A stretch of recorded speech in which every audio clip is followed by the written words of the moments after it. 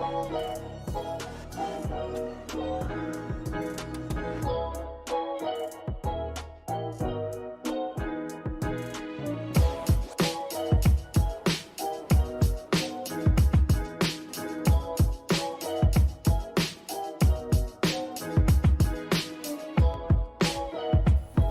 semuanya, video kacamata di depan tadi bukan iklan ya.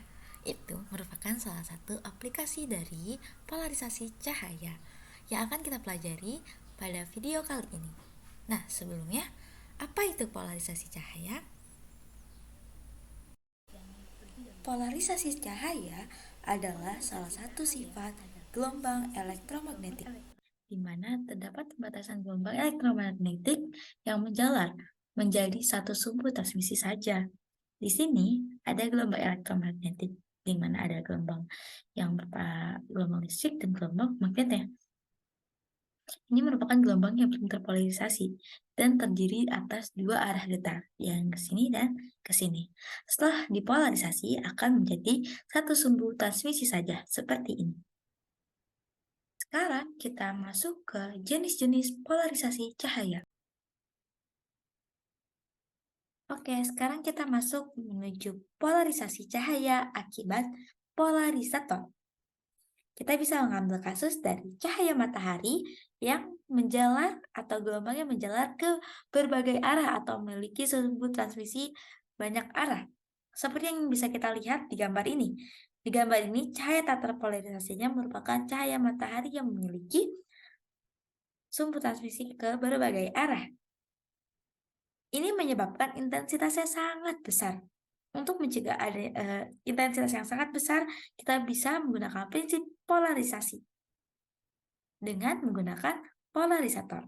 Pertama-tama, cahayanya akan difilter oleh polarisator pertama, di mana awalnya memiliki intensitas 0, kemudian kita polarisasi menggunakan polarisator pertama yang tadinya sumbu transmisi yang memiliki berbagai arah menjadi satu arah saja sesuai dengan sumbu polarisatornya.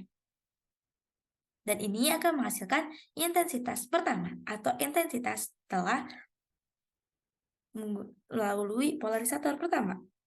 Untuk mengetahui intensitas pertama ini, kita dapat mencari dengan menggunakan rumus I1 sama dengan setengah I0.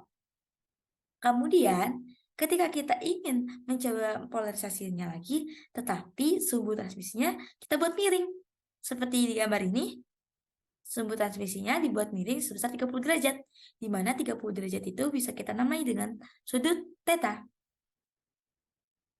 Maka cahayanya ini arahnya akan sesuai dengan sumbu transmisinya.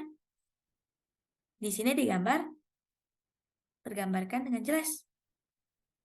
Kemudian akan menghasilkan intensitas yang kedua. Untuk mencari intensitas yang kedua, kita dapat menggunakan rumus I2 sama dengan I1 dikali cos kuadrat theta. Di mana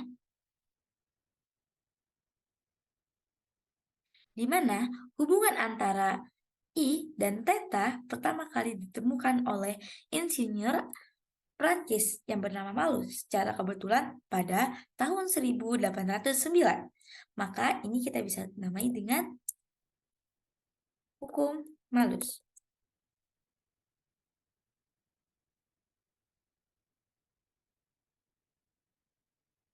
Oke, sekarang kita masuk ke polarisasi cahaya akibat pembiasan dan pemantulan ya.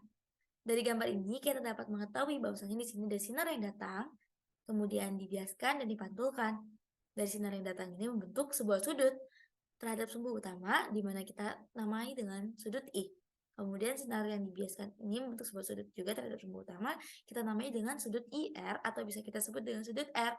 Kemudian sinar yang dipantulkan ini membentuk sebuah sudut kembali dengan sudut utama, kita namai dengan IP atau bisa kita sebut dengan P.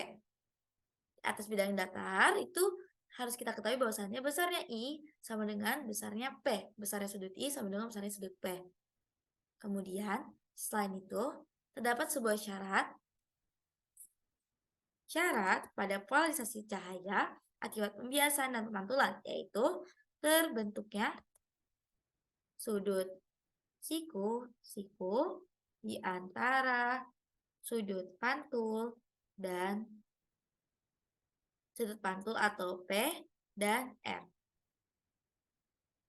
Maksud di sini sudut ya. Oke. Dari syarat ini kita bisa mengetahui sebuah persamaan loh. Gimana tuh? Jadi di sini ada sumbu utama. Sumbu utama ini kan garis lurus. Garis lurus itu besarnya kan 180 derajat. Kemudian di antara 180 derajat ini terdiri dari besarnya sudut P, IP atau sudut P, kemudian ditambah dengan sudut yang terbentuk di antara P dan R, kita tulis dengan 90 derajat, kemudian dan sudut R. 90 kita pindah ke ruas kiri sehingga dapat I 90 sama dengan P ditambah R. Kita ingin mencari nilai R, maka kita tulis dengan R sama dengan 90 minus P. Kemudian,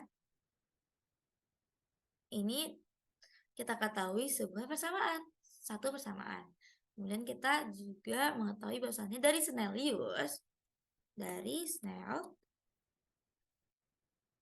itu terdapat sebuah persamaan juga. N1 sin I sama dengan N2 sin R.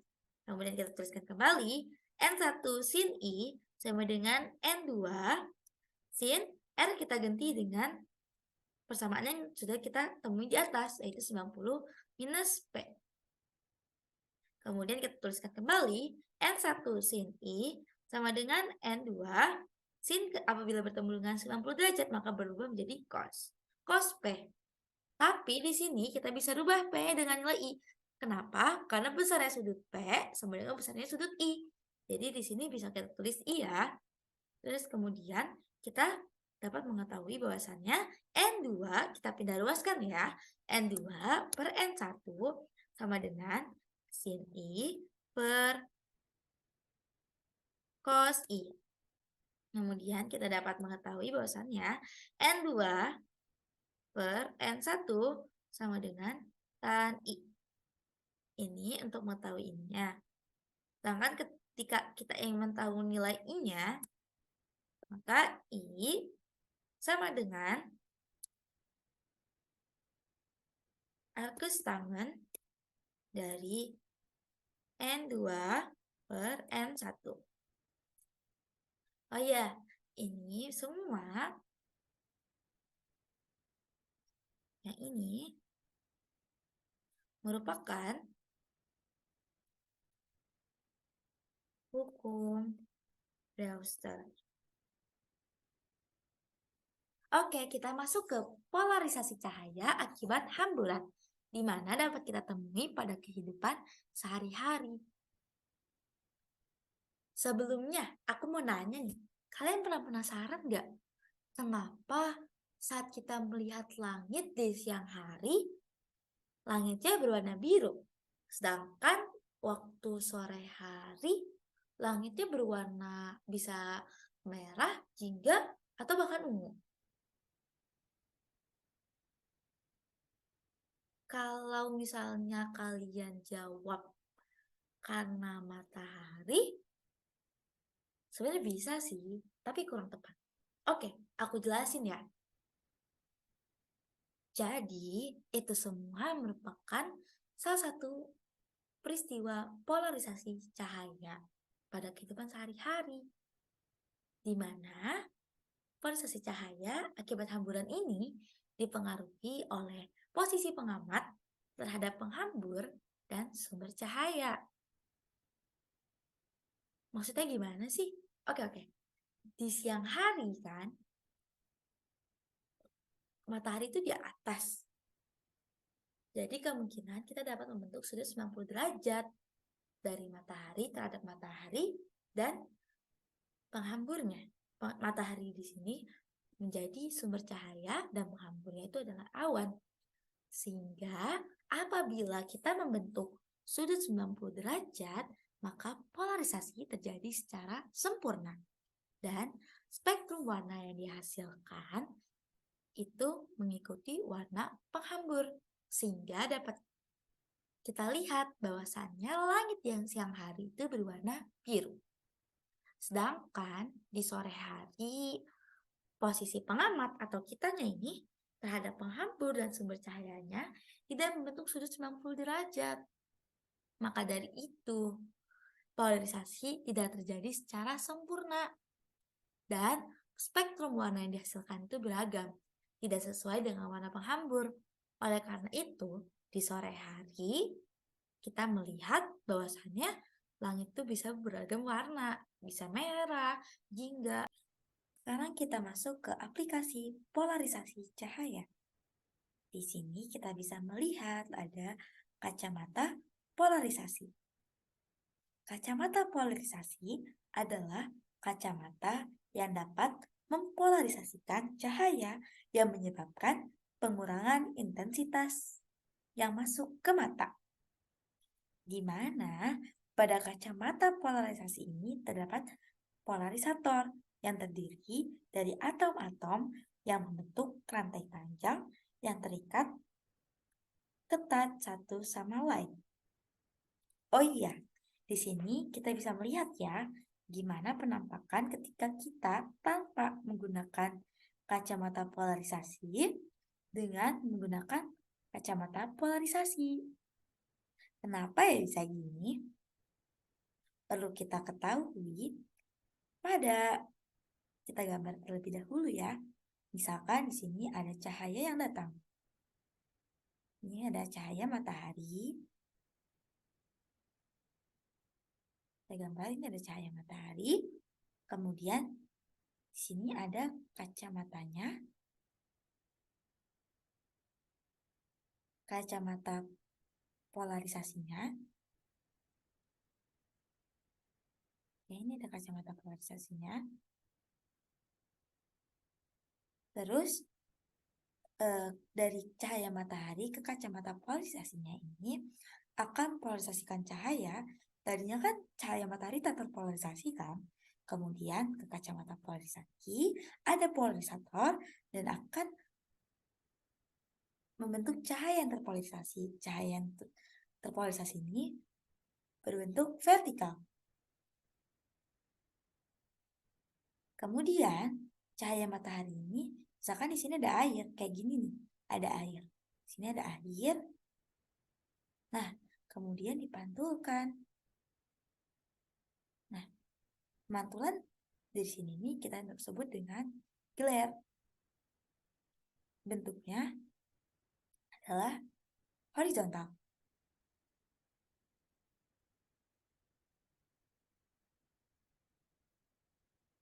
Nah, karena bentuknya horizontal, sedangkan kacamata polarisasi ini mempunyai polarisator vertikal, maka glare ini tidak dapat masuk. Sehingga kita bisa melihat pemandangannya ini tanpa pantulan seperti ini. Jadi begitu ya. Oke, sekarang kita masuk ke soal yang pertama. Cahaya terpolarisasi acak dikenakan pada polarisator bersumbu transmisi vertikal. Cahaya yang keluar dari polarisator dilewatkan pada analisator dengan arah sumbu transmisi 60 derajat terhadap sumbu transmisi polarisator. Perbandingan intensitas cahaya yang keluar dari analisator terhadap intensitas cahaya yang masuk polarisator adalah, di sini kita dapat mengetahui bahwasannya terdapat sudut theta sebesar 60 derajat. Dan yang ditanya adalah perbandingan intensitas cahaya yang keluar dari analisator, yaitu I2 terhadap intensitas cahaya yang masuk polarisator, atau I0. Pertama-tama yang akan kita tulis di sini, sesuai dengan rumus yang sudah kita dapatkan sebelumnya, bahwasannya kita harus ingat, I2 sama dengan I1 cos kuadrat theta. Kemudian, persamaan selanjutnya lagi adalah bahwasannya I1 itu sama dengan setengah I0. Nah, rumus ini harus kita selalu ingat ya. Di sini kita bisa mengetahui bahwasannya I1 ini bisa kita rubah jadi seperdua dari 0. Berarti kita bisa tulis bahwasannya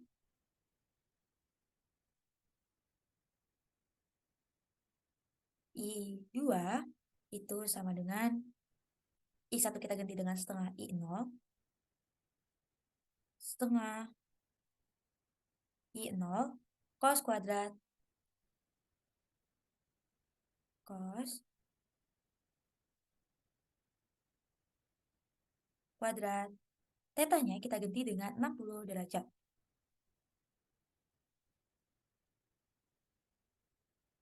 Di sini kita tulis lagi ya. I2 sama dengan, ini setengah I0 ya maksudnya, setengah I0 cos kuadrat theta atau cos kuadrat 60. Di mana cos 60 itu setengah. Maka setengah dikuadratkan. Atau 1/4. Maka di sini kita tulis 1/4. Kemudian, di sini kita bisa dapatkan bahwasannya I2 sama dengan 1/8 I0. Maka ketika kita membandingkan I2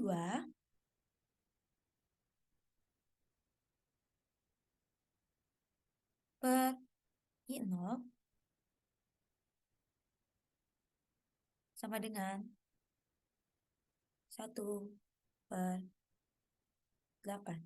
Jadi perbandingan antara intensitas cahaya yang keluar dari analisator yaitu I2 dengan intensitas cahaya yang masuk polarisator yaitu I0 adalah 1/8.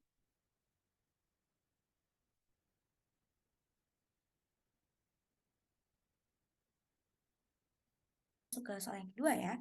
Di sini seberkas sinar datang pada permukaan benzena yang memiliki indeks bias 4/3. Jika sinar yang dipantulkan terpolarisasinya linear, maka besar sudut biasnya. Di sini kita dapat mengetahui bahwasannya dia memiliki indeks bias 4/3, di mana itu merupakan N2-nya. Kemudian N1-nya karena berasal dari udara, maka nilainya 1. Berdasarkan hukum Brewster yang telah kita pelajari sebelumnya, kita dapat mencari salah satu dari persamaan ini nih. Tan theta dari benzena sama dengan N2 per N1. Ya, rumus ini ya. Kemudian angka ini kita masukkan ke sini. Tan theta benzena sama dengan N2-nya adalah 4/3 bagi lagi dengan 1. Maka hasilnya tetap 4/3 kan?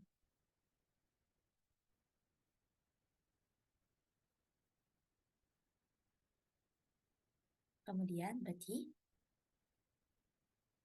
besarnya sudut yang menghasilkan besarnya nilai theta ini yang akan menghasilkan 4/3 itu adalah 53 derajat.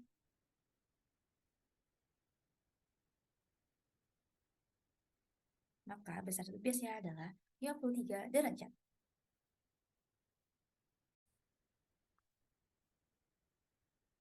Oke, kita masuk ke soal yang terakhir. Soalnya sama seperti sebelumnya, kita tahu indeks biasnya akar 3, kemudian N itu N2, N1 ini adalah 1. Maka di sini kita menggunakan kompresor lagi ya. Dan di sini kita menggunakannya tan I. Karena pemantulan tan IP. Itu sama dengan N2 per N1. Maka